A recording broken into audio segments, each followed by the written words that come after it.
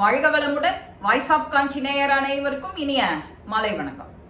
இன்னைக்கு ஸ்ரீ மகா பெரியவாளுடைய அனுபவம். பெரியவா ஒரு தடவை மடத்துல, காஞ்சி மடத்துல, ஸ்ரீ மடத்துல பூஜை எல்லாம் முடிச்சுட்டு, சந்திரமௌலீஸ்வரர் பூஜையை முடிச்சுட்டு கொஞ்சம் ஓய்வு எடுத்து விசிராந்தியா இருந்த சமயம். அப்போ மற்ற ஜனங்கள்லாம் அப்படி ஒத்தொத்தரா சாப்பாட்டுக்கு போயின்னு இருக்கா, பிரசாதம் வாங்கிட்டு கிளம்பின்னு இருக்கா. அந்த மாதிரி சமயங்கள்ல ஒரு 10-15 பேர் பெரியவாளுடைய ரொம்ப தீவிரமான பக்தர்கள்னு இருப்பா இல்லையா, அவளுக்கு போகவே மனசு இருக்காது. பெரியவா போய் கண்ணு அயர்ற வரைக்கும், ரெஸ்ட்டுக்கு ரூமுக்கு போற வரைக்கும் அவளுக்கு நகர மாட்டா, அவ கூடவே இருப்பா. அப்போ ஸ்ரீ பெரியவா சிரிச்சுண்டே, உங்கள யாருக்கான ஏதானு கேள்வி கேட்கணும் அப்படின்னா கேளுங்கோல, நானும் பதில் சொல்றேன், இப்ப கொஞ்சம் ஃப்ரீயா இருக்கொள்ளியோ அப்படின்னு அவர் கேட்கவும் இந்த அன்பர்களுக்கெல்லாம் ஒரே கொண்டாட்டம், குஷியாயிடுது. பெரியவா கிட்ட, நீங்க சின்ன வயசுல பெரியவா உங்களுக்கு பிடிச்ச பண்டிகை, அதாவது அந்த தின்பண்டங்கள்லாம் வைக்கிறா இல்லையா, அந்த மாதிரி உங்களுக்கு கோகுலாஷ்டமி, ஆருத்ரா தரிசனம், தீபாவளி, கார்த்திகை, பொங்கல், கோகுலாஷ்டமி, உங்களுக்கு அந்த மாதிரி எந்த பண்டிகை உங்களுக்கு ரொம்ப பிடிக்கும் அப்படின்னு கேட்குறேன். பெரியவா எனக்கு இதெல்லாம் எதுவுமே பிடிக்காது, எனக்கு சங்கர ஜெயந்தி தான் பிடிக்கும். ஏன்னு கேட்கிறேளா, சங்கரர் தான் நம்ம இந்து சனாதன தர்மத்தை, இத்தனை பண்டிகைகள் நமக்கு இருக்குங்கிறத எல்லாத்தையும் சொல்லி கொடுத்தது அவர் தான். அதனால எனக்கு சங்கர ஜெயந்தி தான் பிடிக்கும். நான் அவர் பெரிய அவதார புருஷர். ஸோ அவர் சொல்படி, அவர் வாக்கியப்படி நான் நடப்பேன், இதுதான் என்னோட கடமை அப்படின்னு பெரியவா சொல்ற. பெரியவா அப்படி விசேஷமான தின்பண்டங்கள்லாம் எதுவும் கிடையாது சங்கர ஜெயந்திக்கு அப்படின்னு மேற்கொண்டு அந்த அன்பர்கள் கேட்கிறார். அப்ப கேட்கும்போது, பண்டிகைகள்லாம் நம்ம தின்பண்டங்கள் சாப்பிட்றதுக்காக இது பண்ணிட்டு இருக்கோம், அது சின்ன வயசு, அது முடிஞ்சாச்சு. அடுத்த லெவல் வரும்போது நமக்கு எல்லாம் பக்தி ரசம் தானே முக்கியம். அந்த பக்தி ரசம் ஏன் முக்கியம், அவ சொன்ன விஷயங்கள் எல்லாம் நாம அசை போடணும், அது ரொம்ப முக்கியம்.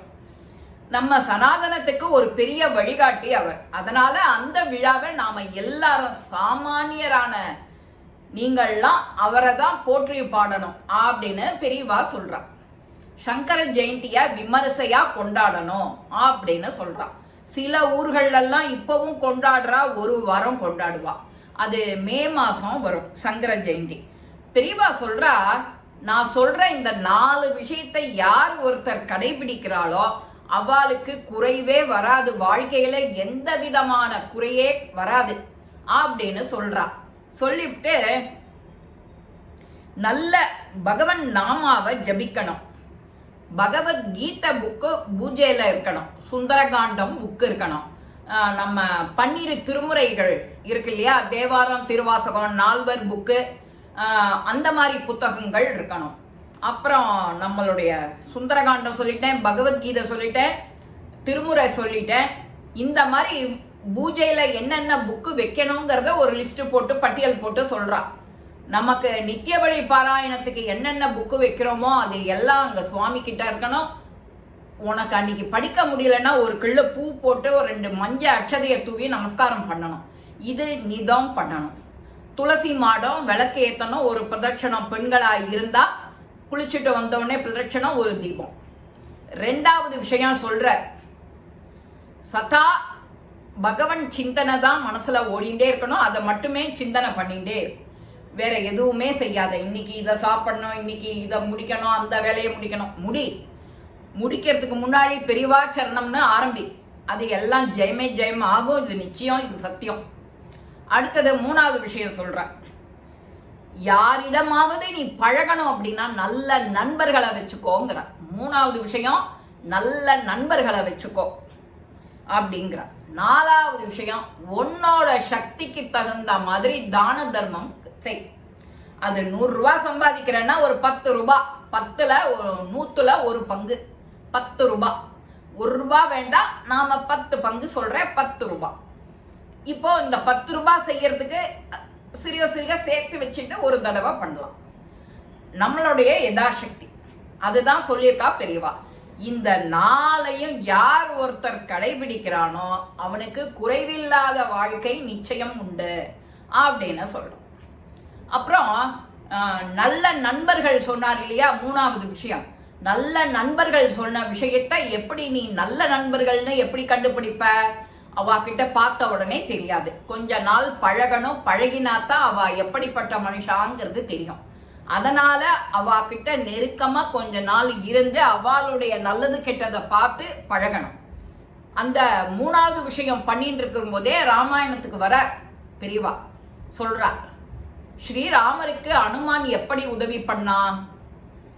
சீதையை கண்டுபிடிக்கிறதுக்கு காடு மலை தாண்டி சீதையை பார்த்து ராவணனுக்கு உபதேசம் பண்ணி அட்வைஸ் பண்றான், இதெல்லாம் தப்புன்னு. அதையும் அட்வைஸ் பண்ணி சீதைக்கு பணிஞ்சு சீதையை பார்த்ததாக ஞாபகார்த்தம் ஒரு அடையாள சின்னத்தை வாங்கிட்டு வந்து ராமனுக்கிட்ட கொடுக்குறார்.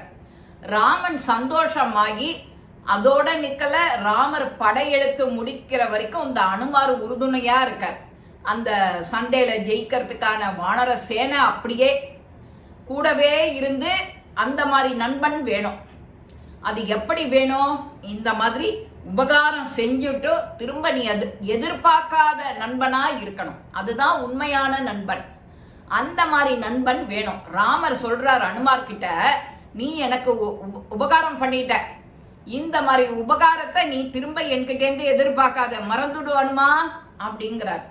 ஏன்னா நீ எப்படி உனக்கு உபகாரம் வேணும்னு நீ என்கிட்ட கேட்குறியோ அந்த உபகாரம் உன்னோட கஷ்ட காலத்துல தான் நான் செய்ய முடியும். அதனால உனக்கு கஷ்டம் வரணும்னு நீயே நினைக்கிறியா அப்படின்னுங்கிறாளாம் அனுமான் ஸ்ரீராமர். அதனால நமக்குமே இந்த உபதேசம் தான். ஃப்ரெண்ட்ஸா இருந்தா ஃப்ரெண்ட்ஸு தக்க சமயத்துல உதவி பண்ணா, நீ இல்லைன்னா என்னால இது முடியாதுப்பான்னு நன்றி சொல்றோம்.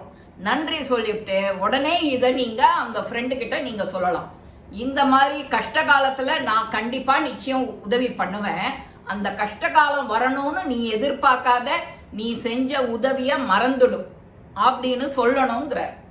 இதுதான் நல்ல நண்பனுக்கு அடையாளம். இந்த மாதிரி உபதேசங்கள் தான் நமக்கு வேணும். பெரியவா அதோட நிறுத்திக்கல, இந்த மாதிரி சனாதன தர்மத்துக்கு வழிகாட்டியா இருந்த குருவுக்கு தான் சங்கர ஜெயந்தி பண்ணணும், அவரை சதா நினைக்கணும். அது நினைக்கிறதோட இல்ல, அவரை போற்றி வழிபடணுங்கிற. நாம எல்லாரும் என்ன பண்றோம்? நம்ம கிருஷ்ண ஜெயந்தியா வெண்ணெய், அவல், தயிர், நவாப்பழம், இந்த மாதிரி ஐட்டங்கள் எல்லாம் சாப்பிடணும்னு நாம வெயிட் பண்ணிட்டு இருப்போம். அவர் சாப்பிட்றதுக்கான பதார்த்தங்களே எதுவும் சொல்லலை. பகவன் நாமாவை ஸ்மரண பண்ண சதா நினைச்சுட்டே இருந்தா உனக்கு துன்பமே வராதுங்கிறார். நாம என்ன பண்றோம்? அல்ப விஷயத்துக்கெல்லாம் ஆசைப்படுறோம். நல்ல துணிமணி போட்டுக்கணும், நல்ல ட்ரெஸ் வாங்கணும், நல்ல கார் வாங்கணும், நல்ல வீடு வாங்கணும், உயிரற்ற பொருள் மீது நாம் ஆசை வைக்கிறோம். அதெல்லாம் தப்பு. ஆசைப்படாத. பகவன் சிந்தனை தான் உன்னை உயரத்துக்கு கொண்டு போகுங்கிறார். நம்ம எல்லாருக்கும் எப்பேற்பட்ட உபதேசத்தை அள்ளி வழங்கிய ஸ்ரீ பெரியவா தன்னோட குருவான ஆதிசங்கர பகவத்பாதர் வழிகாட்டின நம்ம இந்துக்களுக்கு எல்லாருக்கும் இந்த பண்டிகைகளை கொடுத்தவர் அவர்தான். இந்த வழிமுறையை வகுத்து கொடுத்தது அவர்தான். அவருக்கு ஒரு நமஸ்காரம் பண்ண, அவரோட ஜெயந்தியை கொண்டாடுங்கிறார். அவ்வளவுதான். பெரியவா சொல்ற இந்த 4 வாக்கியத்தை கடைபிடிச்சா நாமளும் குறைவின்றி நிம்மதியா ஆரோக்கியமா சந்தோஷமா வாழலாம்.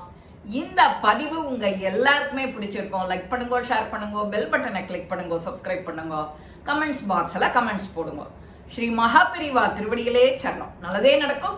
ஆனந்தமா இருப்போம் நண்பர்களே. வாழ்க வளமுடன்.